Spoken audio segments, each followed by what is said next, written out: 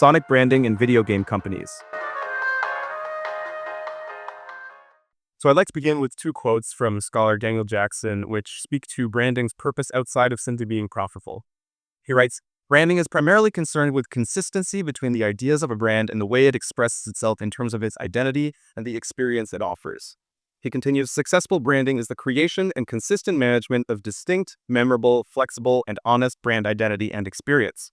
The main points here are brands must find ways to be unique, distinguishing themselves from competitors, memorable to retain consumers and remain profitable, flexible enough to adapt, communicating a cohesive idea while staying relevant in varying contexts, and brands must remain honest. As Jackson puts it, they must stay on brand, quote, fitting in emotionally and aesthetically with every component and every brand association for every stakeholder. In other words, they should not deviate from consumers' expectations. So music relates to all aspects of video games, whether that be marketing or gameplay or user interfaces and operating systems. So therefore, there must be aesthetic considerations for all of these areas as well. I use three progressively broader lenses to see how aesthetic choices are made in different contexts. As the smallest scale, I will look at the aesthetic evolution of the PlayStation family of consoles, representing branding for marketing and user familiarity. I will examine the survival horror genre, as its related concepts apply to more than just games, and insights about this genre can teach us about others as well. This represents branding for gameplay. And then I will look at Nintendo, which represents marketing, gameplay, really all of the above. As a massive corporation, Nintendo very strategically unifies the aesthetics of their diverse properties, aligning them all under the Nintendo umbrella. So let's first begin with the PlayStation console family. Both Jackson and ludomusicologist Tim Summers note that interacting with hardware is not usually a musical experience, but in the gaming industry, aesthetics become significant the moment the user begins interacting with the brand in any capacity. Summers writes, "There has to be something in a brand that means that the next time it is encountered through any touch point, it will be remembered." So here we're speaking to consistency and memorability. He goes on to say, "Sonic elements of identity, however, can be designed for change and alteration as often as required.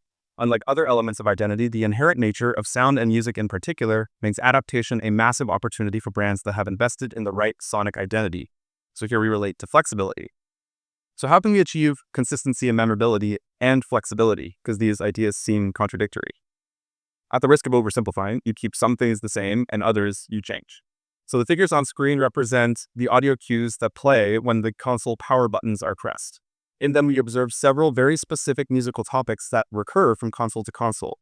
Despite each cue being quite distinct, the reuse of these musical elements creates an aesthetic through line.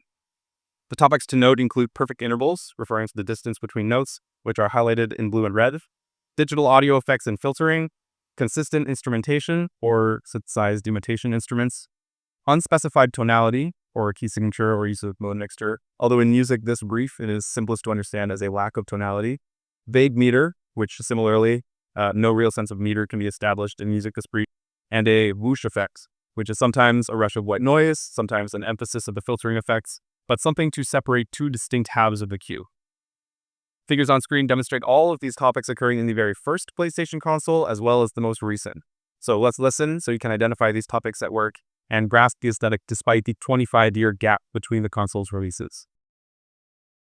So first, PlayStation 1.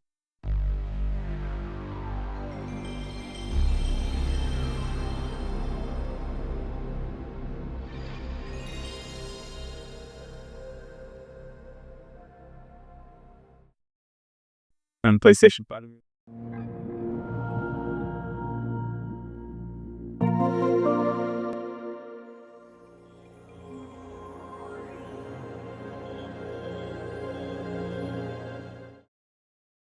So, swiftly moving on to our next lens, I want to discuss the survival horror genre of video games.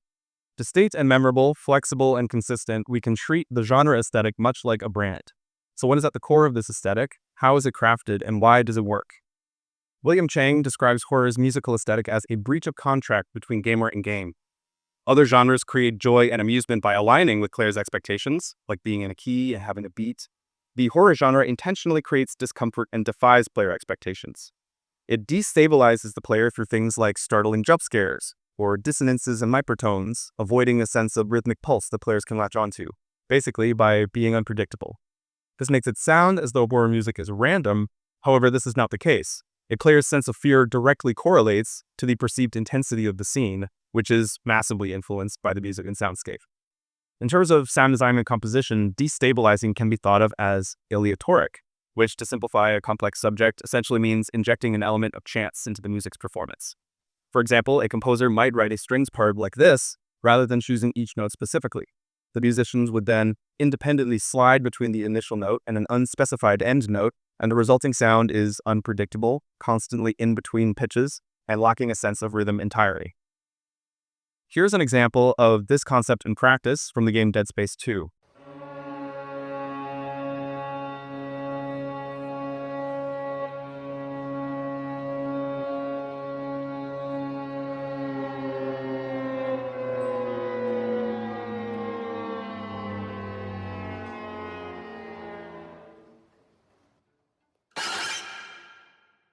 So, implementing these techniques in gameplay is an interesting challenge in and of itself, since the composer has no way of knowing what pace the player beats at. How then does one time climactic moments? Jason Graves, the composer of the Dead Space games, discusses a fascinating system used to solve this problem. In the system, there are constantly 4 layers of music ranging from least to most intense, and this intensity meter measures the player's distance from the source of the fear in-game. As the player gets closer to the spear emitter, the intensity rises, which determines where along these x-axes we are. The graphs then control the volume of each of the 4 layers, and the more intense layers of music take over the soundscape as the player grows closer to the fear. To imagine the system at work, Graves gives the example of a long hallway, and as the player slowly walks along it, tensions mount and the frightening musical layers come to the forefront. The player is anticipating something terrible at the end of the hall. And finally, to paraphrase Jason Graves, it doesn't matter what jumps out at you, a monster or a fluffy bunny, the player should still scream.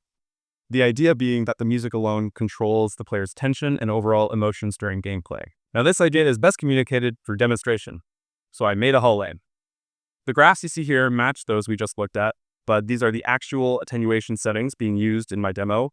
These graphs are flipped compared to the previous set because the audio engine interprets 0 on the x-axis to be the sound source. So the right side is the player's starting point and the left side is the end of the hall. Let's look at the system at work. The music I create for this project loops every 1 minute or so. It also takes about 1 minute to walk the length of the hall, so the avatar in this demo waits momentarily at the start and end of the clip so you can hear the music evolve a bit more. So observe how the system enables seamless transitions between musical layers, undetectable to those not specifically listening for it, and see how effectively the system communicates a changing atmosphere.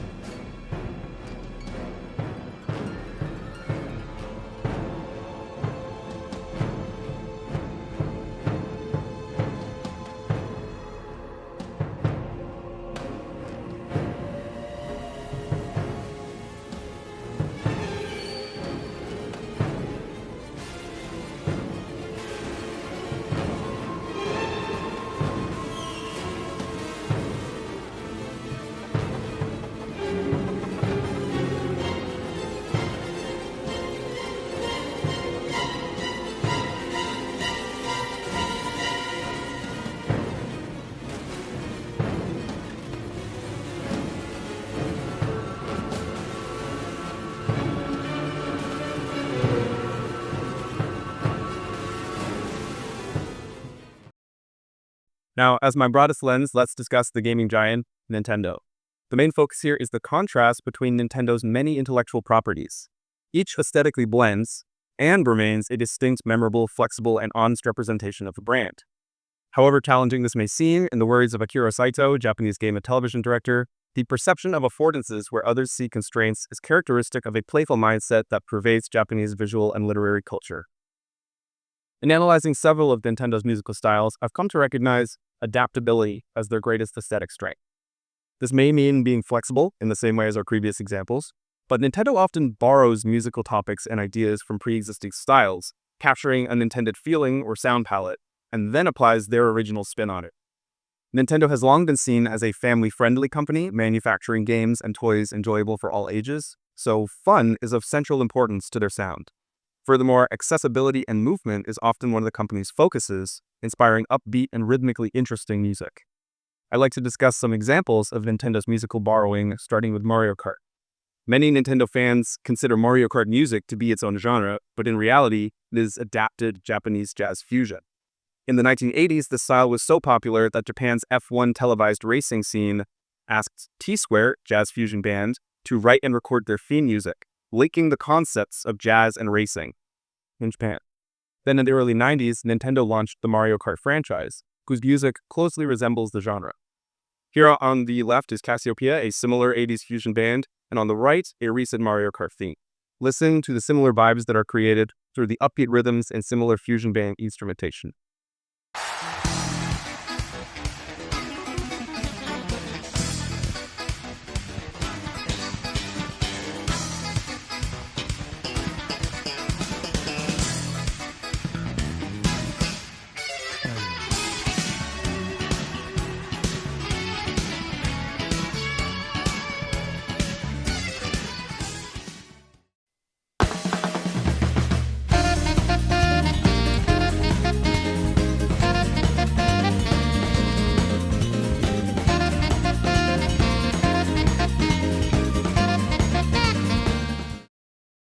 Another example of genre borrowing can be observed in Nintendo's Wii music, which uses musical topics from the Latin jazz tradition, and specifically bossa nova.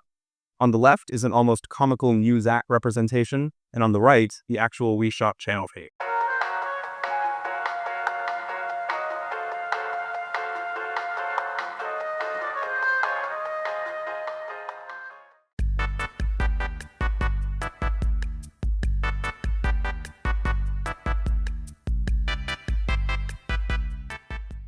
So although distinct, it's clear that the genre's defining features, such as syncopated rhythms and use of auxiliary percussion instruments, are borrowed.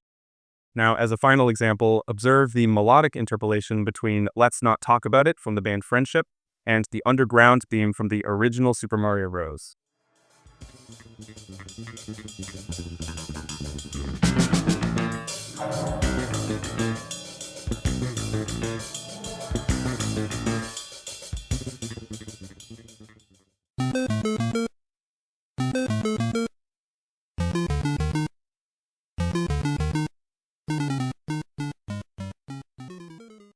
So while Nintendo could be criticized for their significant musical borrowing, it is how their overall aesthetic has formed over the company's history.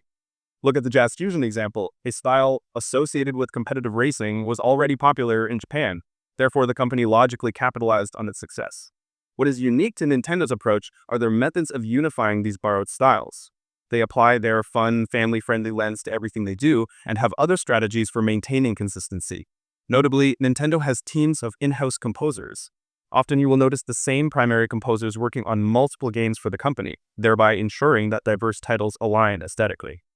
Many of these composers, like the famous Koji Kondo, responsible for the original Mario's music, have worked with the company for decades and may not compose as prolifically anymore, but still work in the sound department as supervisors to oversee the aesthetics maintenance and remind players that what they're listening to is inherently Nintendo. And with that, I hope this presentation has been an interesting and informative analysis of sonic branding, highlighting the ways in which video game companies develop musical aesthetics that are distinct, memorable, flexible, and honest.